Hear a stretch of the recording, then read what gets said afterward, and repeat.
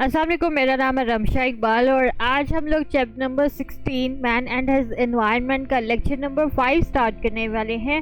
और हमारा टॉपिक चल रहा था flow of materials and energy in ecosystem. इसमें हम लोगों ने डिफरेंट सब टॉपिक स्टडी कर लिए हैं। हम जियोकेमिकल साइकिल्स हम लोगों ने लास्ट टाइम स्टार्ट किया था, जिसमें कार्बन साइकिल डिस्कस कर लिया था। अब हम नाइट्रोजन साइकिल के बारे में स्टडी करते हैं। अच्छा, बायोजियोकेमिकल साइकिल में अगर आप देखें तो सिर्फ ये कार्बन और नाइट्रोजन साइकिल नहीं होते, सिर्फ इकोसिस्टम में और भी डिफरेंट साइकिल चल रहे होते हैं, जिसमें सल्फर साइकिल भी आ जाता है, फॉस्फोरस साइकिल भी आ जाता है। लेकिन ये जब आप हायर क्लासेस में जाएंगे फिर आप उनके बारे में स्टडी करेंगे। आपकी बुक में सिर्फ अभी बेसिक कार्बन और नाइट्रोजन साइकिल के बारे में बताया हुआ है। ठीक है, तो नाइट्रोजन साइकिल आज हम लोग स्टडी करेंगे। नाइट्रोजन के बारे में पहले हम देख लेते हैं कि नाइट्रोजन कौन सा कंपोनेंट है। ये भी बहुत इंपॉर्टेंट कंपोनेंट है बायोमोलिक्यूल्स का। बहुत ज़्यादा बायोमोलिक्यूल्स के अंदर ये नाइट्रोजन जो है वो प्रेजेंट होती है, जैसे कि प्रोटीन्स आ जाती हैं, न्यूक्लिक एसिड्स आ जाते हैं। न्यूक्लिक एसिड्स वो होते हैं जिसके जो आरएनए है, डीएनए हमारा, ये न्यूक्लिक एसिड्स होते हैं। ठीक है, अगर एटमॉस्फेयर की बात करें, एटमॉस्फेयर में भी रेजर्वायर होता है एक तरह से फ्री नाइट्रोजन का। ऑलमोस्ट 72% जो हमारा एटमॉस्फेयर होता है उसके अंदर नाइट्रोजन प्रेजेंट होती है। अब बात ये है कि नाइट्रोजन जो है ना तो हम एक्सहेल कर सकते हैं ना हम इनहेल करते हैं, कुछ भी नहीं करते, इसीलिए एयर के अंदर इतनी ज़्यादा नाइट्रोजन प्रेजेंट होती है बनिस्बत ऑक्सीजन और कार्बन डाइऑक्साइड के। अब लिविंग ऑर्गेनिजम्स क्या करते हैं, इस नाइट्रोजन को वो डायरेक्टली अपने अंदर नहीं लेके जा सकते। तो इसमें अब करना क्या होता है, अब नाइट्रोजन किस तरह से लिविंग ऑर्गेनिजम्स के अंदर जाएगी। होता ये है कि जो भी लिविंग ऑर्गेनिजम्स होते हैं वो पहले क्या करते हैं, जो भी गैशियस नाइट्रोजन प्रेजेंट होती है ना एटमॉस्फेयर के अंदर, उसको कन्वर्ट करते हैं नाइट्रेट्स में। फिर उसके बाद वो यूटिलाइज करते हैं। और इसमें सबसे पहले जो जिसे कहते हैं ना लाइफ साइकिल जो स्टार्ट होता है वो प्लांट्स से स्टार्ट होता है। ठीक है, तो प्लांट्स क्या करते हैं, उन्होंने सबसे पहले एटमॉस्फेरिक नाइट्रोजन को उन्होंने कन्वर्ट करना होता है नाइट्रेट्स में, और फिर उसके बाद उसको यूटिलाइज करना होता है। फिर आगे पूरा नाइट्रोजन साइकिल चलता है। अब हम नाइट्रोजन साइकिल को डिटेल में स्टडी करते हैं, कौन से स्टेप्स अकर होते हैं। सबसे पहले आता है कि फॉर्मेशन होनी है नाइट्रेट्स की। ठीक है, तो ही प्लांट्स उसको यूटिलाइज कर पाएंगे, वरना तो कर ही नहीं पाएंगे। ठीक है, अब फॉर्मेशन हो सकती है नाइट्रेट्स की दो तरीकों से। एक तो आता है हमारे पास नाइट्रोजन फिक्सेशन हो सकती है, दूसरा इसमें आता है एमोनिफिकेशन एंड नाइट्रिफिकेशन। ठीक है, अब नाइट्रोजन फिक्सेशन की बात करते हैं। सबसे पहले नाइट्रोजन फिक्सेशन के भी आगे डिफरेंट वेज आते हैं कि किस तरह से नाइट्रोजन फिक्सेशन होती है, किस तरह एटमॉस्फेरिक नाइट्रोजन जो होती है वो कन्वर्ट होती है इनटू द नाइट्रेट्स। ठीक है, तो इसमें सबसे पहले अगर हम बात करें थंडरस्टॉर्म्स या लाइटनिंग की, ये जितने भी थंडरस्टॉर्म्स आ जाते हैं या लाइटनिंग होती है, इन्होंने क्या करना होता है, ये कन्वर्ट करते हैं एटमॉस्फेरिक जो भी नाइट्रोजन होती है, इसको सबसे पहले उन्होंने कन्वर्ट करना होता है ऑक्साइड्स ऑफ नाइट्रोजन में। फिर उसके बाद क्या होता है, ये जो ऑक्साइड्स होते हैं ना नाइट्रोजन के, इन्होंने क्या करना है, ये जाके डिसॉल्व होते हैं वाटर के अंदर।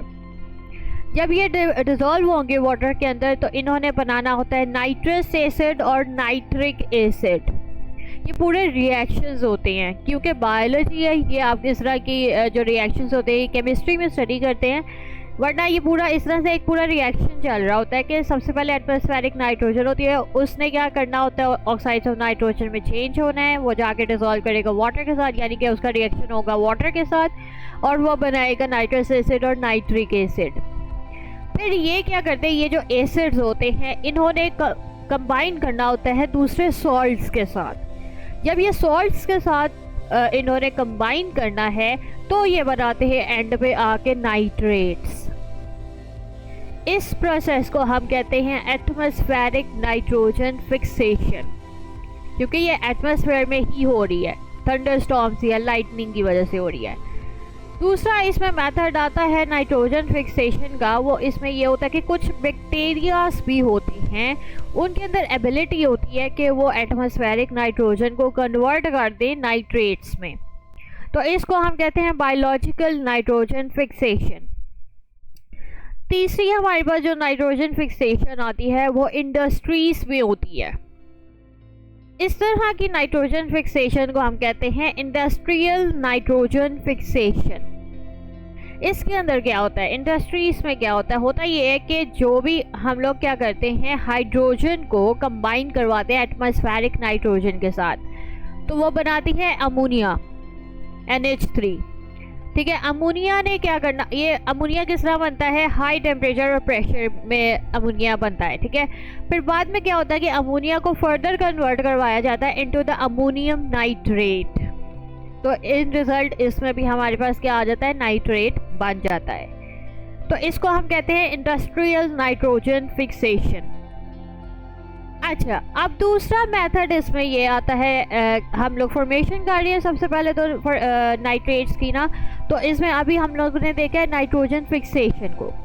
दूसरा इसमें मेथड आ सकता है जिसमें हम लोग एटमॉस्फेरिक नाइट्रोजन को कन्वर्ट करवा सकते हैं नाइट्रेट्स में। इसमें आता है अमोनिफिकेशन एंड नाइट्रिफिकेशन। इसमें क्या होता है, अमोनिफिकेशन में ये होता है कि कोई अगर हमारे पास डेड ऑर्गेनिजम्स हैं, ठीक है, उनके अंदर प्रोटीन्स प्रेजेंट होती हैं। ठीक है, वो ऑलरेडी डेड हो चुके हैं ऑर्गेनिजम्स, उनके अंदर जो प्रोटीन्स होंगी उनकी क्या होगी, ब्रेक डाउन होगी।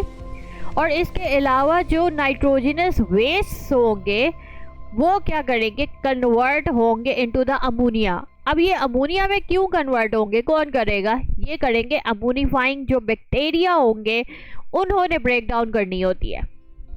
ठीक है, जैसे ही हमारे पास अमोनिया बन जाएगा फिर उसको वो क्या करते हैं, वो कन्वर्ट होते हैं इनटू द नाइट्राइट्स।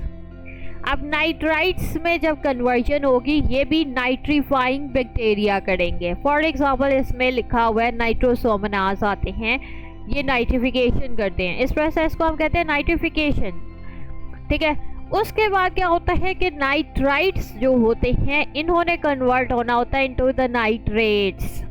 और ये कौन करते हैं, ये दूसरे बैक्टीरिया करते हैं जो कि नाइट्रेट्स की फॉर्मेशन करेंगे। इसमें एग्जांपल आती है नाइट्रोबैक्टर की। तो अमोनिफिकेशन और नाइट्रिफिकेशन का प्रोसेस क्या है, इसमें असल में होता ये है कि सबसे पहले क्या है, प्रोटीन्स और जो भी हमारे पास नाइट्रोजनस वेस्ट हैं जिसमें यूरिया है, यूरिक एसिड, इस तरह के जो भी वेस्ट हैं, सबसे पहले उनकी होती है ब्रेक डाउन, अमोनिया बनेगा। अमोनिया से आगे बनेगा नाइट्राइट्स, नाइट्राइट्स के बाद बन जाएंगे नाइट्रेट्स। इस प्रोसेस को हम पूरे को कहते हैं अमोनिफिकेशन एंड नाइट्रिफिकेशन। और हर बैक्टीरिया ने अपना रोल प्ले करना है। ठीक है, कोई और बैक्टीरिया किसी और प्रोसेस में इन्वॉल्व नहीं हो सकता। ठीक है, ये तो अब हमारे पास हो गई है सारी, जिसे कहते हैं नाइट्रेट्स की फॉर्मेशन हो गई है। ठीक है, अब हम लोगों ने एटमॉस्फेरिक नाइट्रोजन को तो यूटिलाइज कर लिया है, नाइट्रेट्स में उसकी कन्वर्जन हो गई है। अब नेक्स्ट स्टेप क्या आता है, नेक्स्ट स्टेप ये आता है एसिमिलेशन। एसिमिलेशन का मतलब ये होता है कि अब प्लांट्स क्या करेंगे, उन नाइट्रेट्स को जो भी ऊपर बने हैं किसी भी प्रोसेस के ज़रिए जो भी बने हैं, प्लांट्स ने क्या करना होता है, उनको एब्जॉर्ब करना होता है।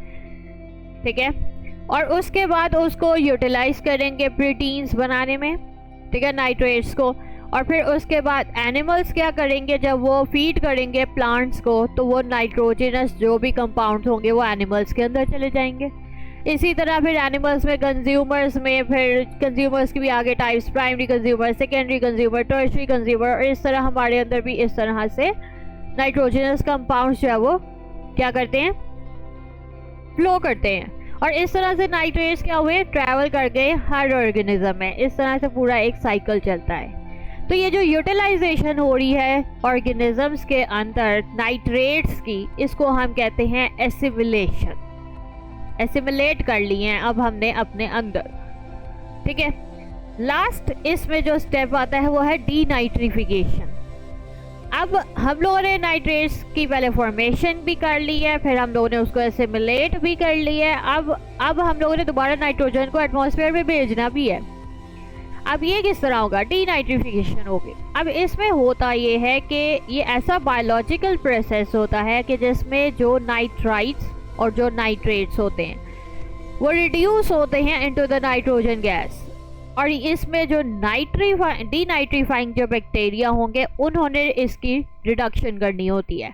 नाइट्राइट्स और नाइट्रेट्स की इनटू द नाइट्रोजन गैस, और फिर उसके बाद ये जो नाइट्रोजन गैस होगी ये क्या करेगी, एटमॉस्फेयर में वापस चली जाएगी। इस तरह से ये पूरा प्रोसेस अकर होता है। ये जो इसकी डायग्राम है ये मैं अब आपको बुक से पढ़ाऊंगी तो आपको पूरा साइकिल ज़्यादा अच्छे तरीके से समझ में आ जाएगा। तो यहाँ से आज हम लोगों ने स्टार्ट किया है nitrogen cycle. Nitrogen important component होता है बायोमोलिक्यूल्स का। ये सारे आपने ये पूरा पैराग्राफ जो है वो एमसीक्यूज के लिए प्रिपेयर करना है, ठीक है। Atmospheric nitrogen fixation, biological nitrogen fixation, industrial nitrogen fixation, ये जो पूरा नाइट्रोजन फिक्सेशन वाला है ये इंपॉर्टेंट शॉर्ट क्वेश्चन है, ठीक है। इसमें सारी डेफिनेशंस आपने याद करनी है। अमोनिफिकेशन, नाइट्रिफिकेशन, एसिमिलेशन, डीनाइट्रिफिकेशन, ये सारे आपने इसमें से कोई भी स्टेप आ सकता है कि आप डिटेल में बताएं, तो ये सारे आपने शॉर्ट क्वेश्चंस के लिए प्रिपेयर करने हैं।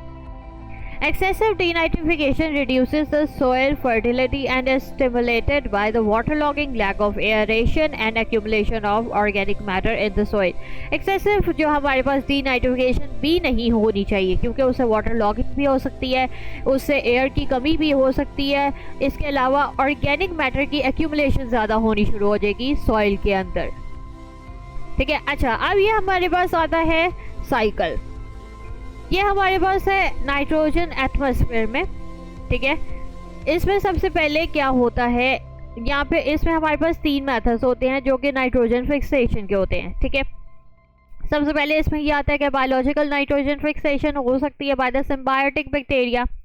सिम्बायोटिक बैक्टीरिया कौन से होते हैं? सिम्बायोटिक बैक्टीरिया वो वाले होते हैं जिसमें क्या करते हैं कि दो बैक्टीरिया के दरमियान या दो ऑर्गेनिजम्स के, सिम्बायोसिस का मतलब ये होता है कि दो ऑर्गेनिजम्स के दरमियान क्या होता है, रिलेशनशिप किसी भी किस्म का हो सकता है, पैरासिटिज्म का हो सकता है, कमेंसलिज्म का हो सकता है, कंपटीशन का हो सकता है। तो इसमें डिफरेंट हमारे पास मेथड्स आते हैं। ये आपके अभी नहीं आपने पढ़ने, आगे जाके आप डिटेल में पढ़ेंगे इस तरह की चीज़ें। अच्छा, तो हमारे पास बायोलॉजिकल नाइट्रोजन फिक्सेशन भी हो सकती है, ठीक है। इसके अलावा हमारे पास biological nitrogen fixation free bacteria से भी हो सकती है, फ्री लिविंग बैक्टीरिया से भी हो सकती है। और तीसरी हमारे पास आती है एटमॉस्फेरिक नाइट्रोजन फिक्सेशन जो कि थंडरस्टॉर्म्स और लाइटनिंग की वजह से होगी, ठीक है। ये हमारे पास तीनों कैटेगरीज आ गई हैं नाइट्रोजन फिक्सेशन की।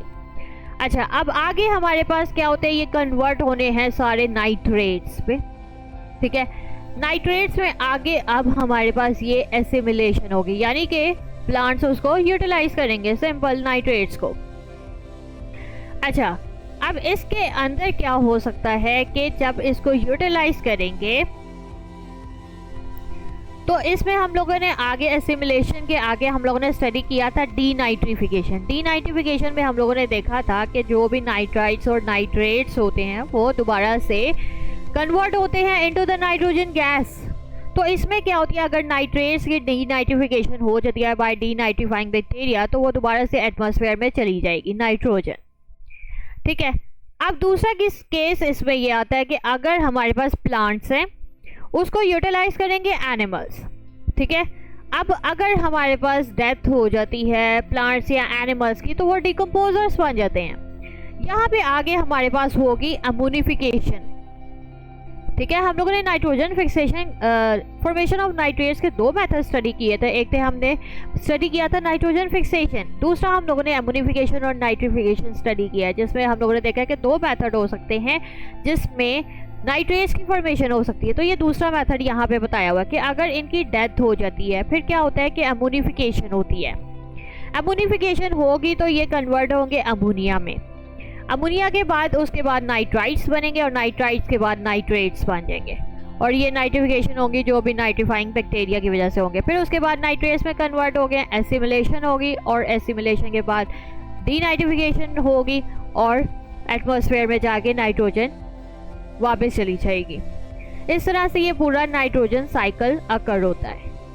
ये सारा आपने इंपॉर्टेंट शॉर्ट क्वेश्चंस और एमसीक्यूज के लिए प्रिपेयर करना है, बहुत इजी है, ठीक है। अगर आपको समझ आई है तो आप अपनी वर्डिंग में भी सारा ये प्रोसेस लिख सकते हैं। तो अगर आपको किसी चीज़ की समझ नहीं आई तो आप नीचे कमेंट्स में पूछें और होप सो आपको वीडियो पसंद आई होगी। अगर आपको वीडियो पसंद आई है तो लाइक करें, शेयर करें, सब्सक्राइब करें। लिंक आपको नोट्स का डिस्क्रिप्शन में मिल जाएगा। साथ में एक और लिंक दिया हुआ है जो कि फुल बुक है। अगर आपने वहाँ से स्टडी करना है तो आप वहाँ से भी कर सकते हैं।